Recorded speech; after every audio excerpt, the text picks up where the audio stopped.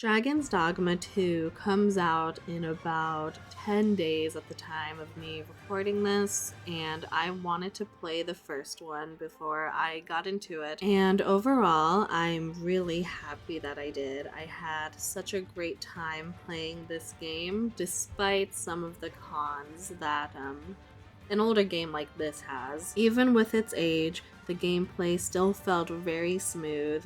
I didn't really do a lot of close combat though, because I played as a strider to a mage to a magic archer, so I didn't get to interact with the climbing mechanics as much, which is a shame because that's what makes this game very unique too. But overall, this game has some of my favorite magic systems. It's sometimes described as slow by people, which it can be because the base of the system is you're charging up your spells a lot. When you're able to unleash a very strong attack that just throws people up into the air, or you're summoning meteors down on everyone, it's very satisfying, and I loved watching all the animations, and I'm excited to see how the second game portrays their large-scale magic spells as well. The pawn system is the highlight of Dragon's Dogma. The pawns are your companions. They are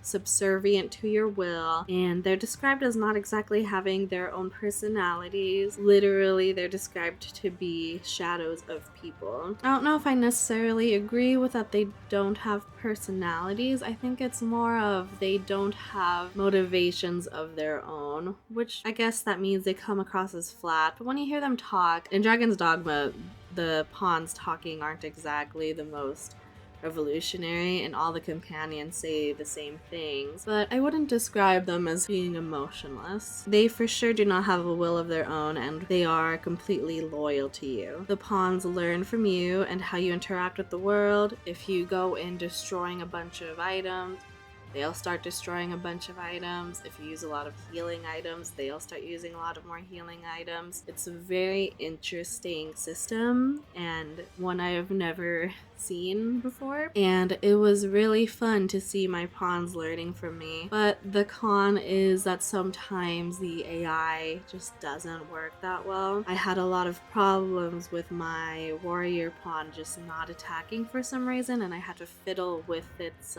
settings. But besides that, when the pawn system worked, it worked very well, and it's so satisfying to see like your pawns getting almost as powerful as you and being able to like hold their own in battle. Another con is that the UI is very clunky.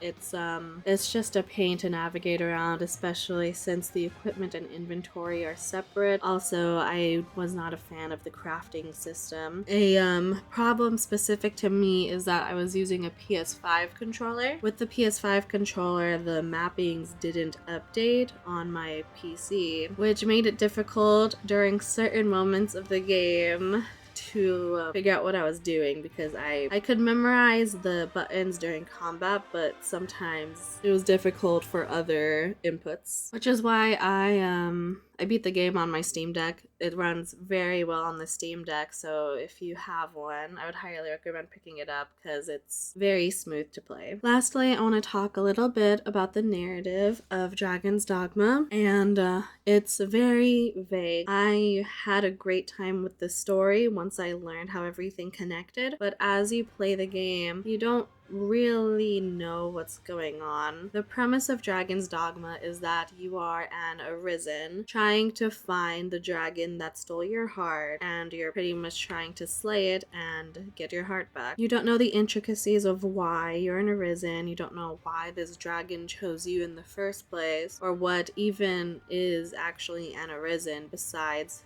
a person who got their heart stolen by a dragon. You meet two arisen and you see like how their story is played out, and it's just very interesting to see how this world works. And there's a couple hints here and there if you listen to the dialogue of the NPCs and you do the side quests, but besides that, the whole story is just very vague. At the end of the day, for the plot, you know what your main goal is, and it is to fight Gregory the dragon and get your heart back. You don't know why you did any of this until the very end of the game in the post-dragon content, and that is when you really learn why the Arisen are there, why the dragons are there, and what the purpose of everything is. And then I want to go into a little bit of spoiler content here, and what you do find out in a very surface level sense. It's gonna be spoilers for the endgame, so if you don't want to listen to this, just skip it. I will insert the timestamps and stuff. But at the end, when you're fighting the seneschal at the bottom of the Everfall, that is when you find out that the Arisen and the dragons are all part of a giant cycle, and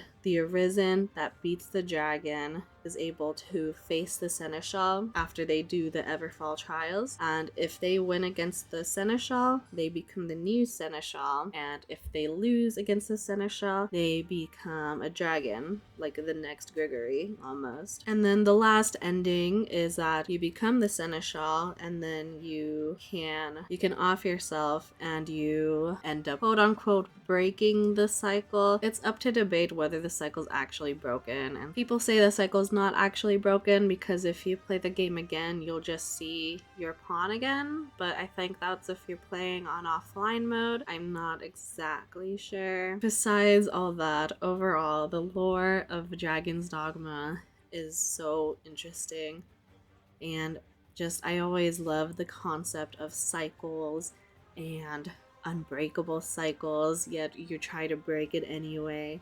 And I really look forward to what Dragon's Dogma is going to do with it, and I hope that they're able to flesh out the story some more.